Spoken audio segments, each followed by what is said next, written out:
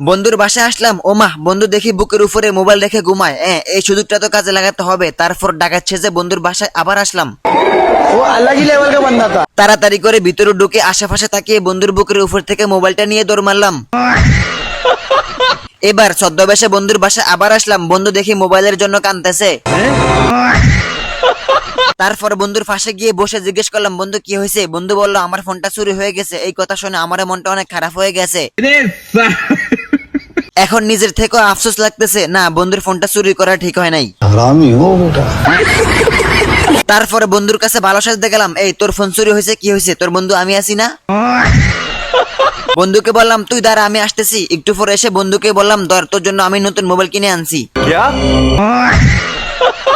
একটু পরে বন্ধু মোবাইলের কভার খুলে দেখে বন্ধুর চুরি হওয়া মোবাইল ওইটা। তারপরে আর কি, বন্ধুর ঘরের ভিতরে আমাকে সুন্দর করে রশি দিয়ে বেঁধে রাখলো। তুমি নেইমারের ফ্যান হলে লাইক করে দাও, মেসির ফ্যান হলে সাবস্ক্রাইব করে দাও, রোনাল্ডোর ফ্যান হলে লাইক সাবস্ক্রাইব দুটোটা করে দাও।